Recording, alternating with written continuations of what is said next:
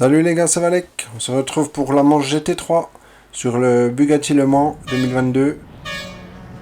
Donc c'était un peu difficile. Les entraînements, on savait qu'il allait avoir de la pluie à mi-course. Donc vous allez voir, il y a pas mal de rebondissements. Le départ, j'ai du mal à démarrer parce qu'en fait si tu restes appuyé sur l'accélérateur, bah tu démarres pas. Du coup je passe un coup de neutre, même 2 fois le neutre pour essayer de mieux démarrer. Donc je galère un peu pour les démarrages. On avait vu sur la manche précédente que je m'étais complètement loupé. Parce que j'utilise pas d'embrayage, il faudrait peut-être que j'essaye.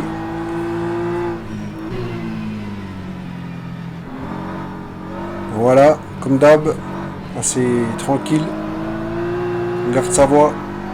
Là il y a mon coéquipier qui était derrière moi. Et puis l'autre coéquipier juste à côté de moi. Donc je fais très attention. J'avais pas pu être en vocal pour cette course. Voilà, du coup je laisse passer. Il est passé à l'intérieur. Mais je voulais vraiment pas qu'il y ait d'autres pilotes qui passent. Donc c'est pour ça que j'ai pas trop laissé la porte ouverte quand même.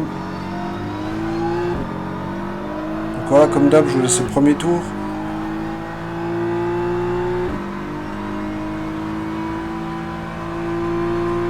Donc voilà, j'avais décidé de démarrer avec le plein et les médiums. Parce qu'en fait, on sait pas quand la pluie va arriver. Ça peut être en début de course, en fin de course, en milieu de course. Mais vous allez voir que le scénario qui va se passer, ben, j'ai jamais eu ça à l'entraînement. Donc j'ai pas su m'adapter. Bref, vous allez voir ça tout de suite.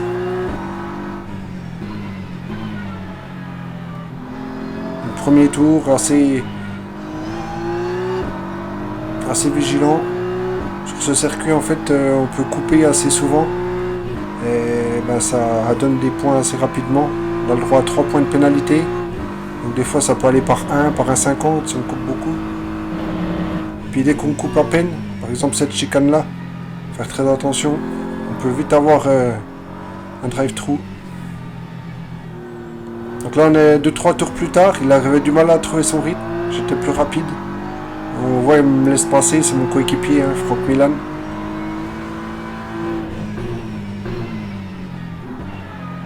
J'étais assez à l'aise, j'avais un bon rythme. J'ai même réussi à recoller les autres de devant là. Voilà, on voit. Hein. Et là, un petit carambolage devant. Ça me fait gagner 2 places. Donc je m'étais qualifié 18ème et là je suis 15ème. Donc c'était pas mal. Devant c'est Neom et Vallée. Là, Neom qui passe avec la benne blanche.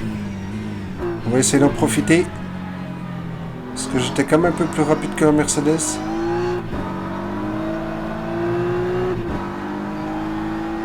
Après, juste avant la course, j'avais décidé d'enlever un aileron, enfin de rajouter un aileron. J'avais 3. Donc en vitesse de pointe, j'étais quand même un peu pénalisé. J'aurais peut-être pas dû faire cette modification. Et en vrai, j'ai pas pu profiter du dépassement. Là par contre je sais pas ce qu'il fait, il ressort vraiment lentement. Je voulais pas y aller là, mais en fait il ressort tellement lentement, je me dis allez je freine tard, j'y vais. Du coup en freinant tard, ben, j'arrive pas à garder la corde, je le pousse un petit peu. Moi je me suis dit allez tant pis, on va dire que c'est un fait de course. Pour moi ça passe quand même, c'est un peu, ouais, vraiment limite, mais bon. Et là on est à mi-course, je suis 13ème, et la pluie commence à tomber. Donc, comme je vous l'ai dit, normalement... Sur l'entraînement que j'ai fait, à chaque fois, la pluie durait jusqu'à la fin de la course. Ça séchait, mais voilà, c'était bon quoi. On pouvait garder les pneus pluie. Donc là, je ressors 21ème. Et en plus, je me tape les drapeaux bleus, j'ai pas de chance, je ressors juste... Donc je repère encore du temps. Et il reste 24 minutes. Et qu'est-ce qu'on voit? Bah, il n'y a plus de pluie, la piste elle sèche. Qu'est-ce que je fais? Bah, je me rarrête, pneu slick. Je ressors 24ème, mais par contre là, avec un gros rythme. Hein. J'ai mis les softs. Mais on voit lui, il n'a pas dû changer les pneus. Mais ouais, ça c'était jamais arrivé dans l'entraînement. Que la pluie s'arrête très tôt. En fait, il n'y a presque pas plu, il fallait garder les pneus secs tout le long. Et voilà, j'ai pas su m'adapter, j'étais vraiment sûr que ça allait durer plus longtemps que ça. Donc là je me dis, allez, je vais pas dépasser là, c'est trop dangereux. De toute façon, vu que je suis très rapide, tant pis, je repère une seconde, mais je double plus tard. pas prendre trop de risques.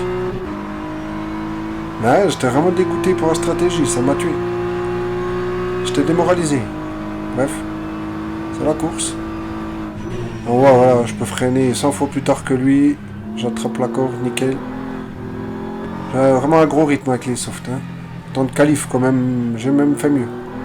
Et là, c'est dans les derniers tours, mon coéquipier avait les pneus HS, complètement HS. Donc je dépasse très facilement. Et là, voilà, je finis 21ème. J'arrive à rattraper Bendix, là. J'étais pas loin, il manquait un tour. Je prenais au moins 2 secondes au tour, là, largement. À la fin de la course, en plus je me tape un petit drive-thru, enfin petite pénalité, donc je ralentis pour la fin, attention à personne derrière. À la fin de la course. Donc le débrief c'est simple, c'est que j'ai pas su m'adapter à la stratégie, j'étais sûr de moi qu'il allait pleuvoir, vu que tous les entraînements que j'ai fait, il y a plus jusqu'à la fin. Donc voilà, j'ai perdu vraiment beaucoup de temps à m'arrêter 2 fois. Après voilà, je finis 21ème, c'est pas non plus pourri. On va faire un petit point sur le classement pilote après 3 manches.